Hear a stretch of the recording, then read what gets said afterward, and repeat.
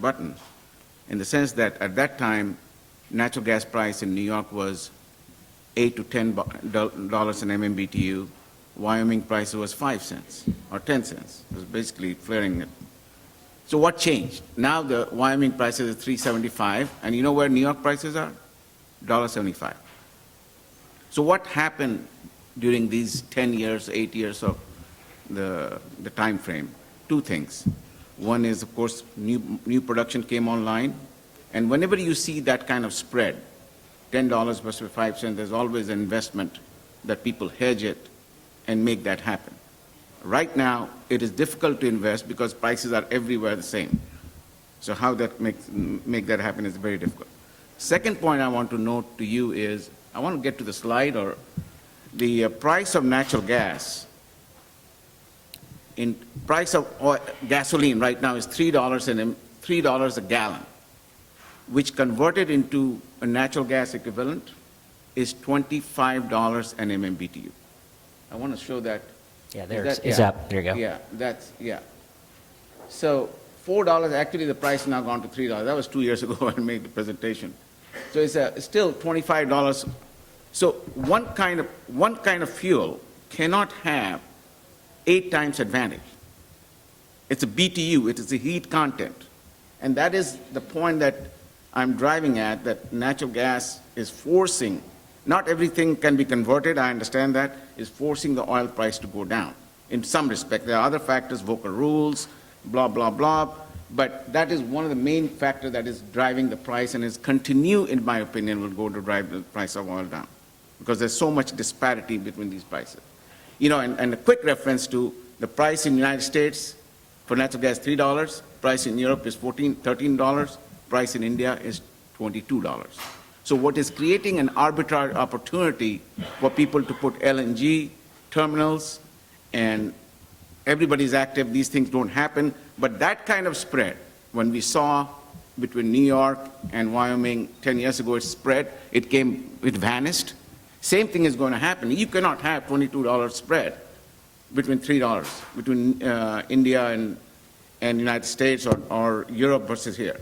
So that's what's going to change the dynamics. And I think the last slide I want to really quickly get to is who are going to benefit. Is that the last slide? The 17th slide, can we change that? No, not this one. This is not mine.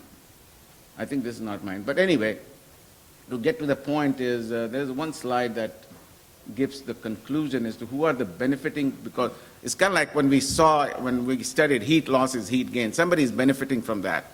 And this is not my slide, but basically, the fertilizer companies are gaining from it, low price. The ratepayers are gaining from it. The entire U.S. industry is going to tremendous boom. 60% of embedded cost in any product, 50 to 60% is cost of energy.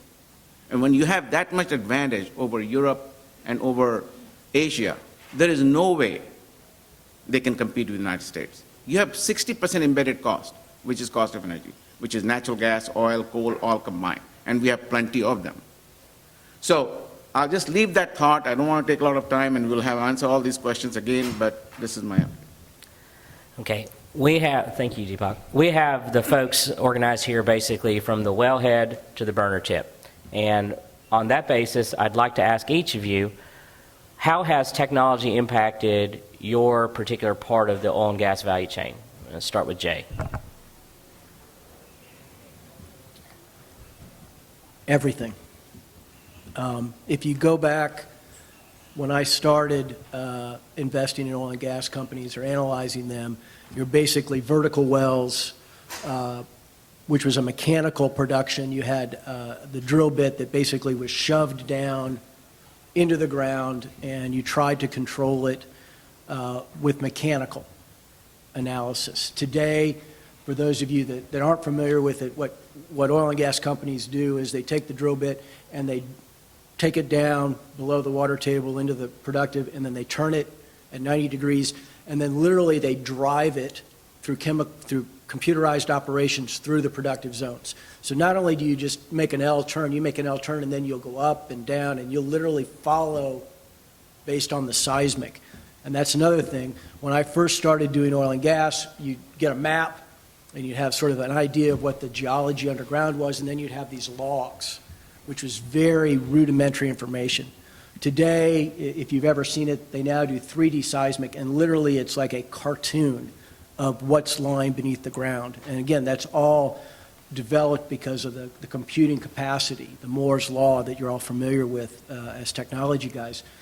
So what we used to do when I started out in terms of exploring for oil and gas was literally that, exploring. Today, technically what we do is we exploit. We know where the oil and gas is. We know how to get there. It's much more precise. So on the service side, same thing. Everything is computer controlled.